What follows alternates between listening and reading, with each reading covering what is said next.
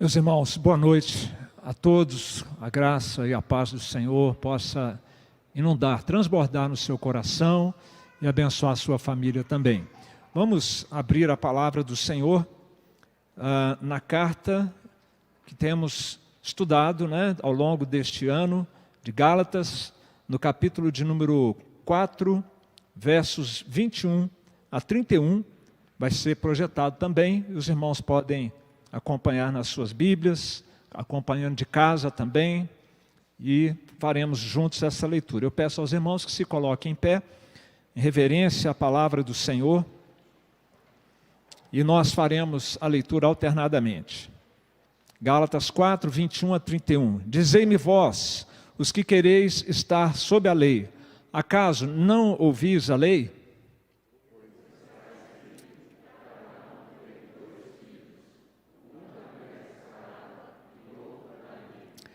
Mas o da escrava nasceu segundo a carne, o da livre, mediante a promessa.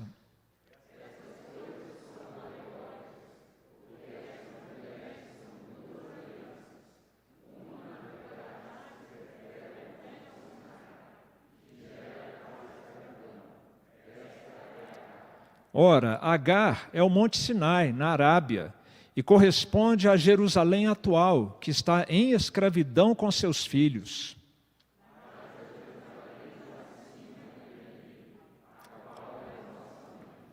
Porque está escrito: alegra-te, ó estéril, que não dás à luz, exulta e clama, tu que não estás de parto, porque são mais numerosos os filhos da abandonada que os da que tem marido.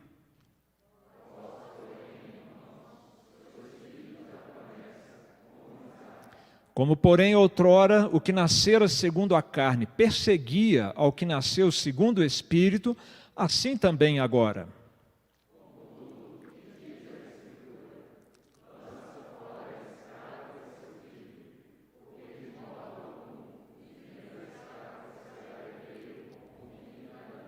Juntos. E assim, irmãos, somos filhos, não da escrava, e sim da livre. Senhor, nosso coração anseia por ouvir a voz do Senhor, para que cada vez mais nós sejamos edificados, fortalecidos e possamos viver como o Senhor nos criou para viver e nos recriou em Cristo. Fala com a tua igreja, Senhor, fortalece a tua igreja por meio da sua palavra, os que aqui estão, os que nos acompanham também remotamente, Senhor, fala a todos nós, apesar de nós, e tenha misericórdia de nós, é o que lhe pedimos em nome de Jesus. Amém. Pode se assentar, meus irmãos. Você já ouviu falar de Arquimedes? Arquimedes foi um cientista grego, viveu no século III antes de Cristo, e ele passou um grande aperto com um rei grego chamado Hierão. Hierão tinha uma coroa de ouro, e ele queria saber qual era o volume da coroa de ouro dele. Eu fico imaginando, por que será, né? O que ele ia ganhar com isso? Será que havia uma competição de coroas lá no reino dele, ou com outros reinos, né? Mas ele precisava saber o volume da coroa. A coroa tem uma estrutura totalmente irregular, e ele não podia derreter a coroa, de jeito nenhum. E ele ficou então matutando, quebrando cabeça para descobrir como que ele ia resolver o enigma, o problema ali com o rei Hierão, e informar para ele qual era o volume do rei. E ele passou dias e dias meditando nisso. Um dia ele estava tomando banho numa banheira. Interessante como que na hora do banho vem ideias, né, gente? Não sei se acontece isso com vocês também. Mas ele teve um estalo dentro da banheira. Ele lembrou de uma coisa que acontecia todas as vezes que ele entrava ali naquela banheira. Ele entrava na banheira, a água subia. E ele percebeu então que ele podia calcular a diferença, não do corpo dele dentro da banheira, mas da coroa. Era só botar a coroa dentro da banheira e na hora que a água subisse, ele via a diferença e fazia os cálculos dele ali e achava o volume de ouro, o volume que aquela coroa tinha. E diz a história, diz a lenda aí, gente, acho que deve ser verdade, que ele saiu tão empolgado que ele saiu da banheira, sem roupa, gritando, eureka, eureka, descobri. Eureka, no grego é isso, tá, gente? Descobri. E é uma descoberta que acontece por acaso. Ele ficou ali matutando com aquele problema o tempo todo e de repente ele encontrou a solução. Isso passou para a história como o princípio de Arquimedes, que é quando você encontra então uma solução difícil, uma solução para um problema difícil de uma maneira inesperada. E não é que o apóstolo Paulo passou pela mesma experiência? Ele disse isso usando a mesma palavra grega. Em Filipenses 3, 8 e 9 ele diz: de veras considero tudo como perda, por causa da sublimidade do conhecimento de Cristo Jesus, meu Senhor, por amor do qual perdi todas as coisas e as considero como refúgio para ganhar a Cristo e ser achado nele. O achado aqui, ou achar aqui, é o mesmo termo, eureka, né? O mesmo verbo que nós temos, não tendo justiça própria que procede da lei, senão o que é mediante a fé em Cristo, a justiça que procede de Deus, baseada na fé. É bem parecida a situação, claro que num nível ainda muito mais, de maior complexidade. O problema a ser resolvido é como é que nós podemos nos relacionar com esse Deus grande e majestoso, que criou todas as coisas, que é santo, santo, santo, e ele vinha quebrando cabeça com aquilo, indo por um caminho totalmente equivocado. Ele achava que bastava ele ser um fariseu, um doutor da lei, um rigoroso religioso, que o problema dele com Deus estaria resolvido. E não foi numa banheira, mas ele também teve o seu momento eureka. Foi lá naquela estrada empoeirada, indo para Damasco, que ele descobriu. Não foi inteligência dele, não foi brilhantismo dele, foi revelação de Deus. O próprio Senhor Jesus lhe apareceu no caminho e finalmente ele compreendeu o que ele acabou de dizer aqui, né? O que eu acabei de ler, que está escrito aqui, né? Que ele deixou tudo aquilo para trás, com o objetivo de ser achado, de descobrir a Jesus e ser descoberto por Jesus e poder andar com o Senhor Jesus. Ele descobriu então que ele estava num caminho errado para se reconciliar com Deus, e essa grande, vamos chamar aqui, né, sacada, né, que ele teve, que Jesus lhe deu, mudou a vida dele, mudou a sua pregação, porque ele era um pregador da palavra de Deus entre os judeus. Ele agora muda a sua mensagem e o seu público também. Agora não está mais restrito ao povo judeu, ele vai alcançar nações diversas com a pregação. E ele saiu daquela estrada ali vestido com as vestes da justiça de Cristo. Desistiu de tentar vestir ele mesmo a sua própria justiça, entendeu que aquilo não tinha valor diante de Deus, e agora o que valiam eram as vestes da justiça de Cristo. Essa é a mensagem que consumiu o apóstolo Paulo no seu ministério. E a carta de Gálatas, nós estamos já terminando hoje o capítulo 4, e são 4 capítulos, e Paulo está aqui gastando todos os seus dons espirituais, seu talento, sua inteligência, para convencer os Gálatas de que eles não deviam retroceder, uma vez tendo descoberto este Evangelho, tendo descoberto o Senhor Jesus Cristo. Meus queridos, Paulo então, ele vai usar aqui pela última vez, no livro de Gálatas, um exemplo para tentar convencer a sua audiência da pureza do Evangelho de Jesus, que estava sendo comprometida ali naquelas igrejas da Galácia. Ele começa dizendo, em Gálatas 4, verso 31, dizei-me vós, os que quereis estar sob a lei. Então, a quem é que ele está se dirigindo? São pessoas que queriam estar sob a lei. Você já entendeu o que significa isso? Pelo amor de Deus, tá? Literalmente pelo amor de Deus. Não entenda isso com o seguinte raciocínio. Bom, então agora a gente não precisa mais obedecer os 10 mandamentos. Não estamos mais sob a lei, ok? Não precisamos mais ter preocupações com o que é certo e o que é errado. Nós estamos debaixo da graça. Não é isso. Não é isso, nunca foi, nunca será isso que a Bíblia vai ensinar. Mas ele está dizendo, o público aqui eram aqueles que queriam estar sob a lei no sentido de depender, de tentar obedecer a lei a um nível tal que Deus fale, ok, você está bem comigo, está tudo certo, pode entrar no meu reino, você se esforçou bastante, você teve sucesso.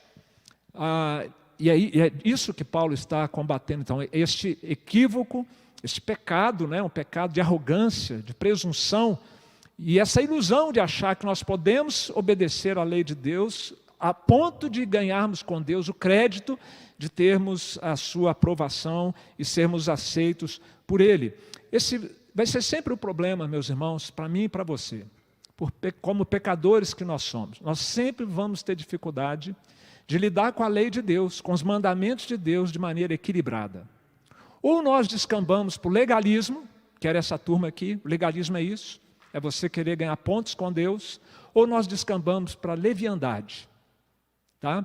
A leviandade com a lei de Deus. Ah, bobagem, não precisa me preocupar com isso não. Isso é que nem furar um sinal de trânsito. A gente fura, não acontece nada, né, se não tiver nenhum acidente, podemos desobedecer à lei de Deus. Nem uma coisa nem outra. Nós somos chamados, sim, uma vez salvos, para vivermos em obediência à lei de Deus. Mas não é disso que Paulo está tratando, ele está tratando de querer fazer desta obediência um trampolim para a salvação e para agradarmos a Deus. Então, Paulo vai usar a seguinte linha de argumentação. Ok, vocês querem ter esse nível de relacionamento com a lei de Deus, esse relacionamento equivocado com a lei de Deus? Então, vamos lá, ouçam a lei de Deus. Vós que quereis justificar, vós que quereis estar sobre a lei, acaso não ouvis a lei de Deus? Então Paulo vai usar argumentos da própria lei de Deus, especificamente de Gênesis capítulo 16, Gênesis capítulo 21, Isaías 54, ele vai citar, nós lemos aqui agora, sem perceber talvez, que ele estava fazendo referência a estas passagens. Ele vai dizer, ouçam a lei. E vocês vão perceber que vocês estão indo por um caminho completamente equivocado, dizendo que amam a lei, que a lei é o máximo, mas vocês não estão atendendo à própria lei de Deus. E por isso o apóstolo ele vai falar aqui várias vezes, está escrito, diz a Escritura. Ele quer lidar com aquela problemática no terreno daqueles crentes confusos que estavam dizendo, que estavam dando tanto valor à lei de Deus assim. E o resumo desta mensagem que eu quero deixar com os irmãos, meus queridos, na verdade é um pensamento de Agostinho, que resume bem o que nós estamos tratando aqui quando falamos do Evangelho de Jesus. Aquilo que a lei de Deus exige de nós, a sua graça nos concede. Isso vale para a salvação, isso vale para o crescimento espiritual. Se existem exigências, e existem, da parte de Deus para conosco, a própria graça de Deus em Cristo vai nos conceder os meios para que sejamos salvos e para que possamos crescer espiritualmente também. E como é que então o apóstolo vai desenvolver esse tema? Ele vai contar uma história, primeira palavrinha, temos crianças aqui, uma história. Depois ele vai fazer uma alegoria, a segunda palavrinha, e depois ele vai fazer uma aplicação. Tá? Isso ajuda também a nós adultos a pegarmos a sequência do raciocínio. Uma história, uma alegoria e uma aplicação. A história é uma das histórias mais lindas, mais emocionantes da Bíblia Sagrada. A história de Abraão. Essa história, meus queridos, está no livro de Gênesis. Gênesis, de 1 a 11, trata da história primeva, a história antiga, a história do surgimento do mundo, do surgimento das 70 nações que são registradas lá em Atos, em Gênesis 10, e por aí vai. Quando chega em Gênesis 12, a história primeva ficou para trás, a história antiga, e agora começa a história dos patriarcas, que vai do capítulo 12 ao capítulo 50 do livro de Gênesis. E o que vai acontecer, meus irmãos? Nesta primeira parte, o protagonista é Adão. Na segunda, o protagonista que está mais em evidência é Abraão. Adão faz uma lambança.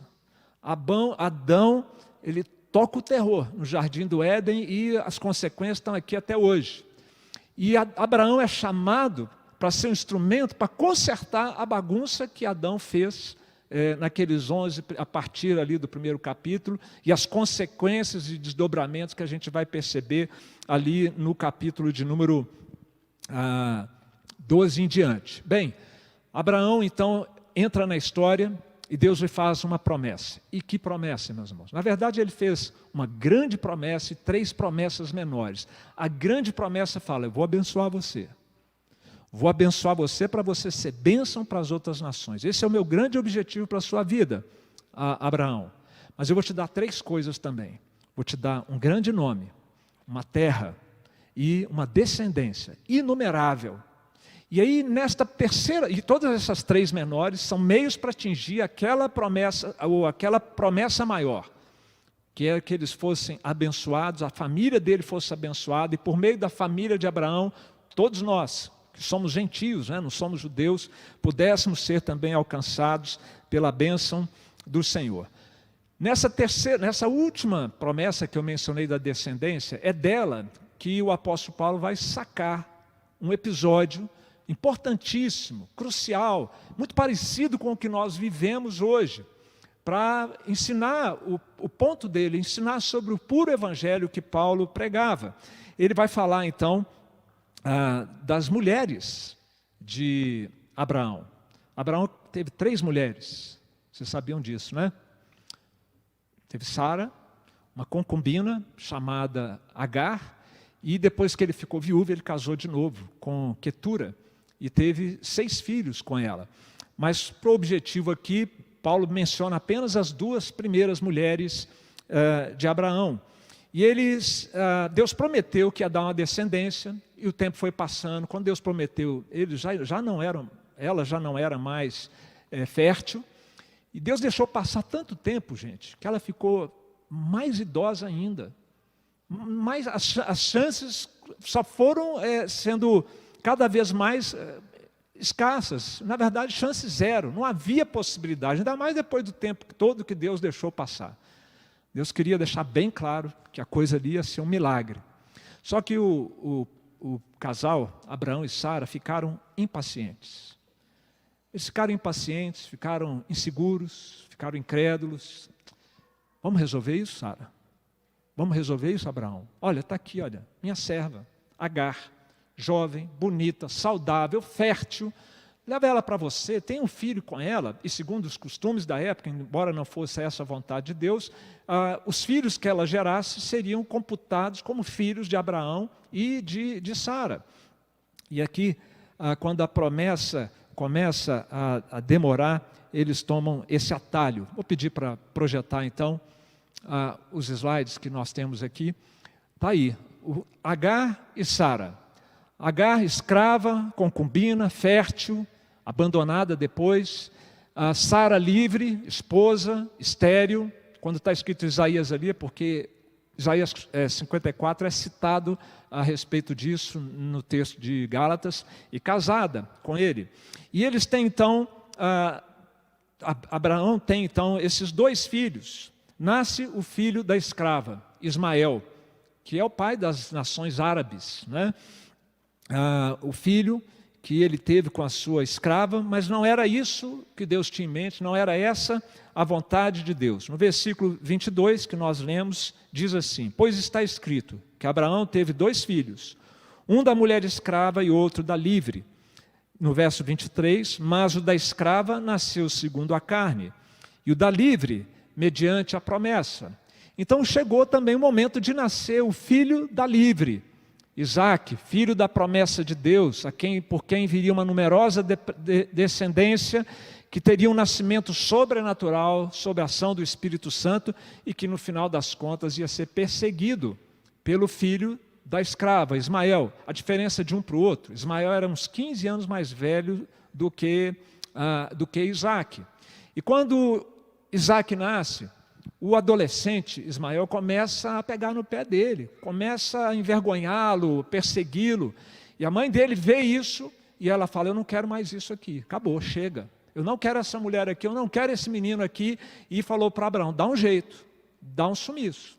E então ele teve que lançar fora, pesou no coração dele, mas ele, para preservar o casamento, e ele fez isso então, no verso 29, está escrito isso: como porém outrora o que nascera segundo a carne perseguia ao que nasceu segundo o Espírito, assim também agora, contudo que diz a Escritura, lança fora a escrava e seu filho, porque de modo algum o filho da escrava será herdeiro com o filho da livre.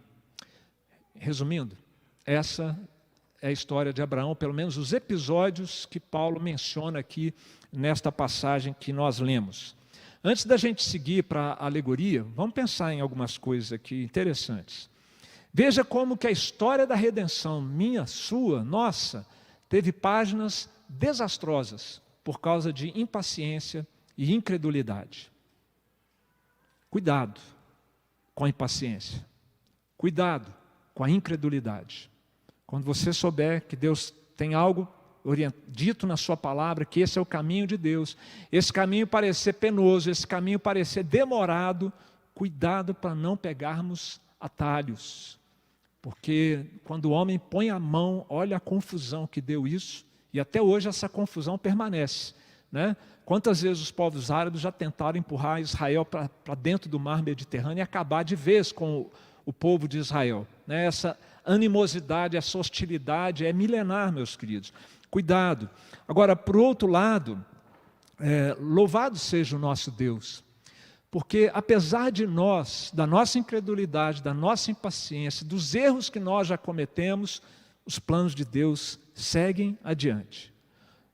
Abraão e Sara não conseguiram impedir o plano de Deus de abençoar o mundo inteiro através da família deles. O Senhor permaneceu firme no seu propósito. E a gente percebe aqui também, impressionante isso. Vocês sabem que Abraão é tido como o pai da fé, exemplo de fé. Olha o exemplo que ele deu.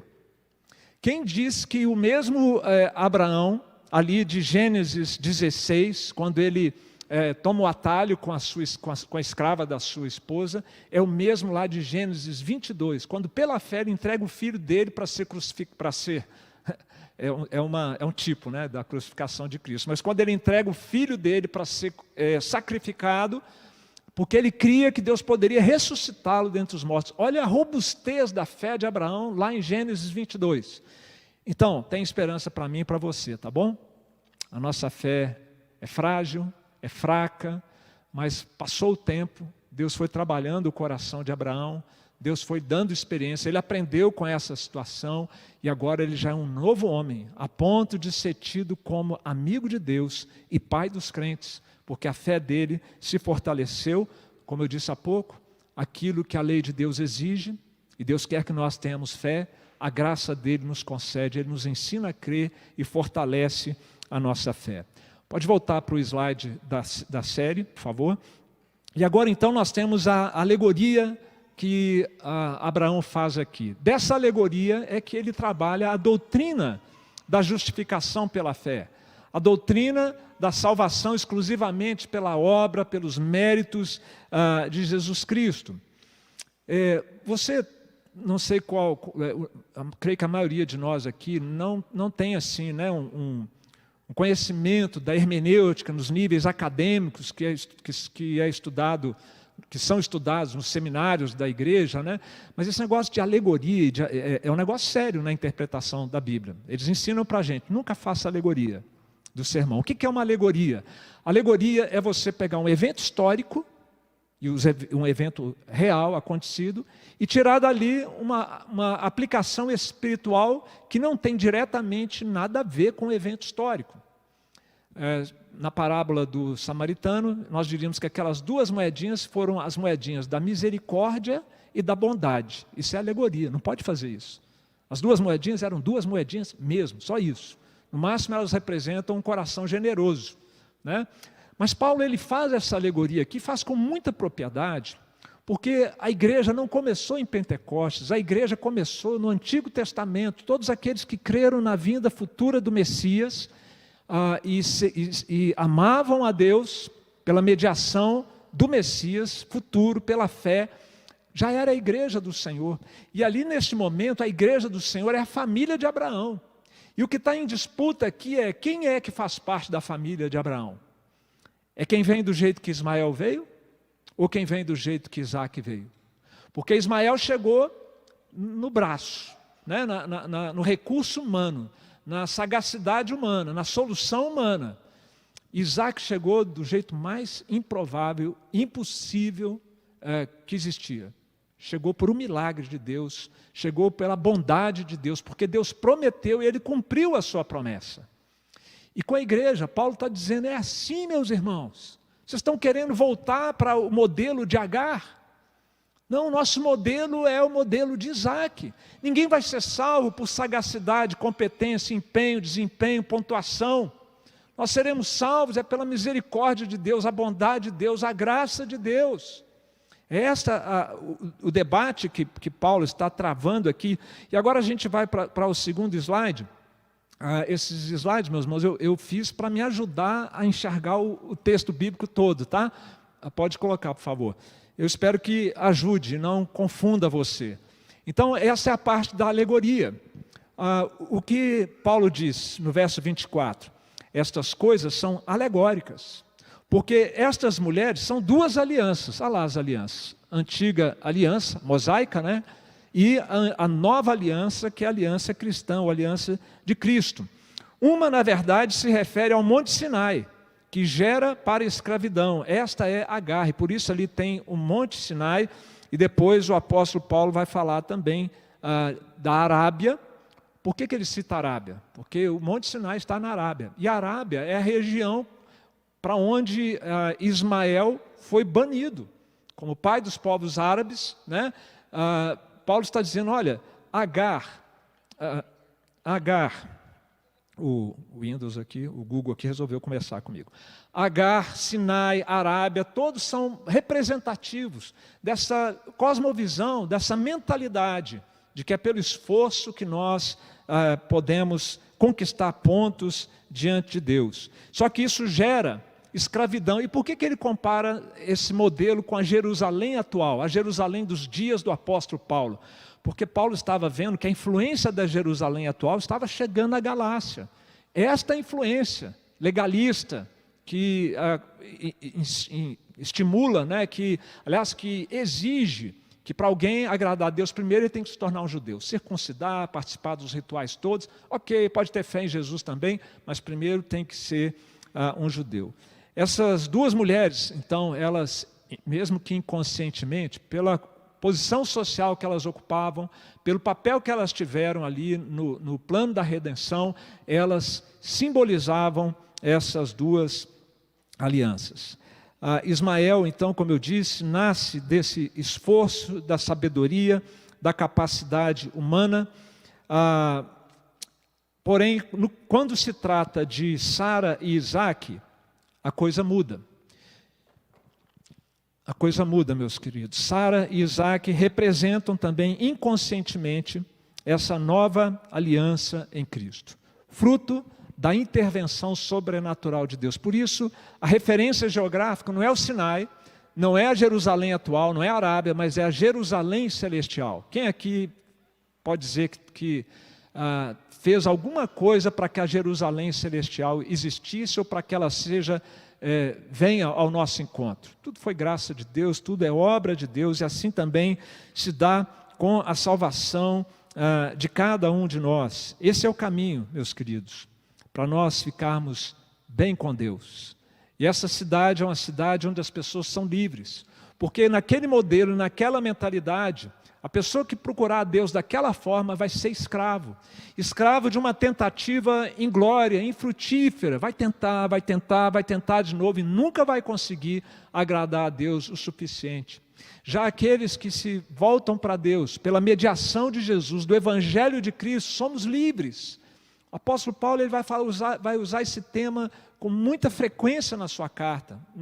No capítulo 5 isso vai ser mais enfatizado ainda. Nós somos livres em Cristo, não para viver uma vida desordenada, uma vida na lambança do pecado, chega daquela imundícia toda que nós vivíamos antes de conhecer a Cristo. Quem de fato tem o Espírito Santo, quem de fato tem aquela experiência ali de uma nova aliança com Cristo, está farto disso. Antes amava o pecado, agora ama a Deus. Antes detestava a Deus, agora a gente está aprendendo a detestar o pecado. Muito bem, meus queridos. E então, o apóstolo Paulo, ele faz essa referência geográfica a Jerusalém, onde nascem pessoas livres, a Jerusalém celestial. Queridos, são dois modelos, duas mentalidades. Aquela coluna da esquerda representa um caminho grande, espaçoso, maioria das pessoas vai por esse caminho, é inato. Dentro de cada ser humano, eu tenho que fazer alguma coisa para ficar bem com Deus, porque nós todos carregamos culpa no coração, nós carregamos uma sensação de inadequação diante de Deus, estamos sempre em falta com Deus, por mais que a gente faça, parece que está sempre faltando alguma coisa. Então, a boiada toda vai nessa direção. O outro é um caminho que tem uma porta estreita, é um caminho apertado, são poucos que acertam por ele. Aquele é o caminho de Ismael, o outro é o caminho de Isaac. Qual é o seu caminho? Qual é o caminho pelo qual nós temos andado na nossa busca por um relacionamento com Deus? E aí vem então, meus queridos, a terceira palavrinha, que é a aplicação. A história de Abraão, relacionada com as suas duas mulheres, né, uma esposa e uma concubina, e agora a aplicação para a igreja. O que nós vimos neste capítulo, estamos vendo nessa passagem, meus irmãos, é que existem dois jeitos da gente tentar ser filho de Abraão. Da gente se tornar filho de Abraão. E só os filhos de Abraão e de Sara vão entrar no reino de Deus. É uma outra maneira que a palavra de Deus nos diz para descrever o relacionamento que nós precisamos ter com Deus para sermos aceitos ali no céu. E se nós formos pelo caminho de Abraão, de Isaac, nós teremos a mesma relação com Deus, o mesmo relacionamento com Deus que Abraão tinha, a ponto de sermos chamados amigos de Deus, pois assim Abraão, ele era conhecido. Existe um jeito certo, existe um jeito errado. Quando a gente vai pelo jeito certo, vejam só quantas bênçãos nós recebemos por optarmos pelo caminho definido pelo próprio Deus. Pode colocar para mim o terceiro slide, por favor. O que acontece com aquele que antes era um pecador perdido, aquele que antes tinha aquela experiência, podia até ser uma pessoa legalista, alguém que vivia escravizado pelo pecado, alguém que vivia tentando e nunca conseguindo. Nós vamos focar aqui na coluna da direita. É assim nos versículos, os números da coluna ali, meus irmãos, são os versículos, tá, da passagem. E ali nós somos ditos ou referidos como irmãos da família de Deus, é uma referência aos crentes. Filhos do futuro, porque nós somos, é dito de nós aqui que a Jerusalém lá de cima é livre, verso 26, a qual é nossa mãe. Interessante, né? Falar que uma cidade é a nossa mãe. Então nós somos filhos dessa cidade, nós somos filhos não da Jerusalém terrena, com esse esforço humano de agradar a Deus, mas nós somos filhos da Jerusalém celestial. Em outras palavras, para de olhar para o Sinai, para de olhar para trás, olha para frente, o Sinai, a lei de Moisés, Deus nos deu para dizer para nós como Ele é santo. E como para viver com Ele tem que ser santo. Mas por outro lado a lei também diz, você não consegue ser santo, você precisa de um Redentor, você precisa de um Messias. Pronto, a lei cumpriu o seu papel. Nunca foi o objetivo de Deus que a lei servisse de trampolim para, por pontuação, nós sermos aceitos. Pelo contrário, a lei veio para desmascarar a nossa hipocrisia e mostrar, olha, sem um Salvador você está perdido. Então para de olhar para a lei, para de olhar para a lei com este objetivo e olha agora para o futuro, olha agora para a eternidade. Essa é a diferença que isso faz na vida de alguém que opta, né, que recebe o chamado do Senhor para andar no seu caminho do jeito que Ele determina. O que os Gálatas estavam ali já inseguros se era desse jeito mesmo. Ali também diz que os crentes são filhos da promessa. Aquela promessa feita a Abraão. Abraão, vou te abençoar. E eu vou abençoar todas as famílias da terra. Por seu intermédio, Deus prometeu nos abençoar, irmãos. E a bênção das bênçãos que Ele prometeu nos dar, sabe qual é? Já aprenderam isso? Já fixaram isso? Cristo. Deus conosco. O resto, ou o restante, meus irmãos, de coisas boas que nós possamos ter, são consequências, é bônus. Porque a bênção das bênçãos, prometida a Abraão, é que nós teríamos com Deus um relacionamento aberto. E Jesus seria essa ponte para nós. O crente, ele é filho pelo Espírito Santo. No verso de número 29. Como, porém, outrora, o que nascera segundo a carne perseguia o que nasceu segundo o Espírito, assim também agora. A ser crente é ser nascido de novo, é ser nova criatura. E quem faz isso é o Espírito Santo de Deus. Ninguém nasce filho de Deus, ninguém se faz filho de Deus. Nós somos feitos filhos de Deus pelo Espírito. Somos filhos herdeiros. O crente é um filho herdeiro. Em Gênesis 25, quando Abraão estava ali perto dele morrer, ele deu tudo que ele possuía para Isaac, deu presentes para os filhos das concubinas e os mandou para bem longe do seu filho Isaac. Essa é a ideia, meus irmãos. Nós não vamos ser deserdados, não vamos ficar de fora. Nós somos da casa, nós somos filhos, e a Bíblia diz que somos co-herdeiros com Cristo. Temos os mesmos privilégios de Cristo Jesus. Isso é uma coisa assim, difícil até de caber na nossa mente, mas é o que a palavra de Deus nos ensina. E finalmente, dentro da temática que é tão frequente ali na carta, nós somos filhos da liberdade. Liberdade, livres, meus irmãos, da obsessão que todo ser humano tem de fazer coisas para Deus, para ficar bem com Deus. Como eu disse, de tentar e no final se sentir frustrado, se sentir mal, se sentir culpado, se sentir longe de Deus. Nós estamos livres dessa bobagem de tentar impressionar a Deus. Não precisa. Deus te ama. Ponto. Conforte-se nisso. Sinta-se seguro nisso, no amor de Deus. Essa é a liberdade que nós temos por sermos filhos, por termos sido adotados por Deus. Pode voltar, por favor, para o slide da série e eu concluo, meus irmãos. Aquilo que a lei de Deus exige de nós, a sua graça nos concede. Esse é o Evangelho. E nos concede não de qualquer jeito ou por qualquer motivo, por causa de Jesus. Aqueles que têm com Cristo uma aliança vão receber a graça necessária para serem perdoados e para progredirem na caminhada cristã, vendo seus pecados sendo deixados para trás, sua fé sendo cada vez mais fortalecida, não nos faltará graça para isso. Então vamos a 3 aplicações que o próprio texto bíblico nos dá. A primeira delas, não queira estar sob a lei, chega, e sim sob a graça. Paulo vai dizer isso em Romanos, nós não estamos debaixo da lei, e sim da graça. Não queira se colocar debaixo da lei de Deus. Ouça a lei. Paulo diz isso, ouça a palavra, ouça a lei, conheça essa palavra para entender, não tente inventar um próprio caminho, se submeta ao caminho estabelecido pela palavra de Deus, para ser crente, nascido de novo, filho de Deus, e para crescer na vida cristã. Não sejamos rebeldes, ouçamos a lei de Deus. Isso significa o quê? Creia na promessa de Deus, nas promessas, estenda a mão para receber essa salvação, se você ainda não é um crente em Jesus. E se você já é e tem lutado com pecados do seu gênio, temperamento, as suas dificuldades pessoais de santidade, seja lá em que área for, é pela fé, meus irmãos, nas promessas de Deus que nós vamos vencendo. Não queira estar sob a lei. Segundo, reconheça, há um conflito irreconciliável entre a vida na lei e a vida na graça.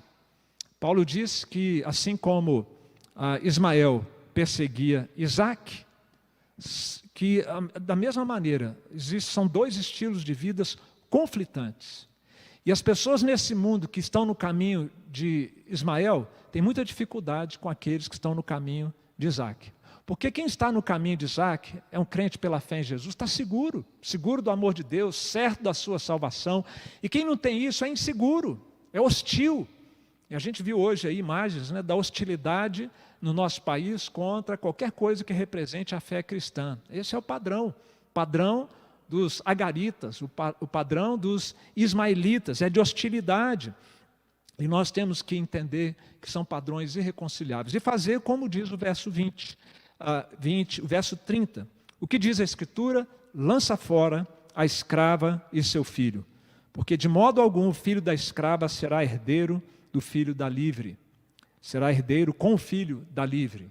Lance fora, meu irmão, essa mentalidade de Ismael, de achar que tem que subornar a Deus ou conquistar a Deus por causa da sua maneira de viver.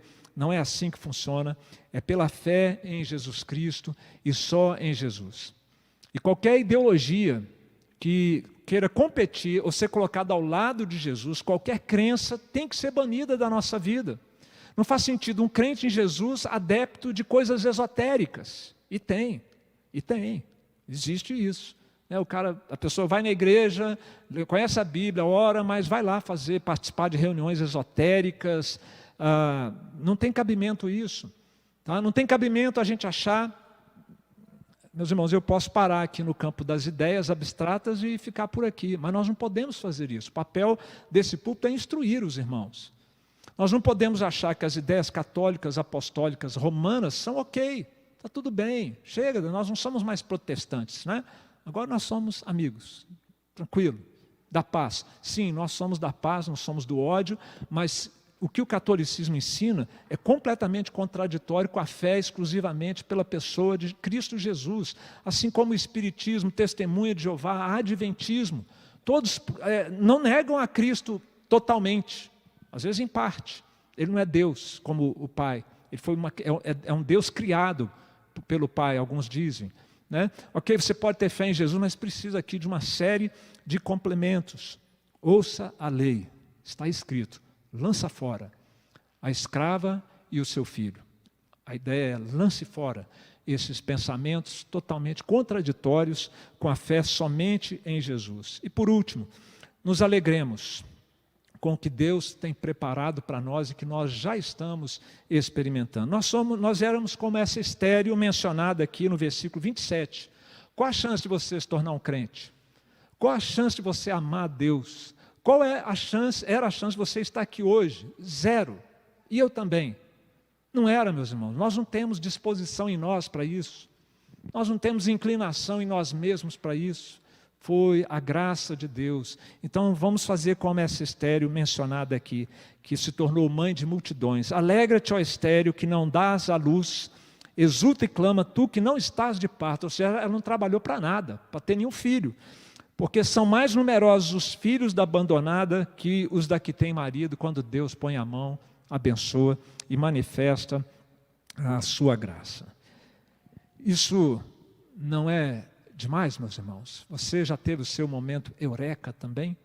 De descobrir, de repente, que é pela fé, e é pela fé somente que nós somos salvos em Cristo, que nós vamos perseverar nesse caminho até o final, e que graças a Jesus nós estaremos por toda a eternidade ao lado do nosso Pai. Aquilo que Deus exige de nós, uma vida reta, agradável a Deus, a sua graça nos concede, por meio de Jesus Cristo e da sua obra na cruz. Que Deus assim nos abençoe. Vamos ser edificados com o louvor dos nossos corais.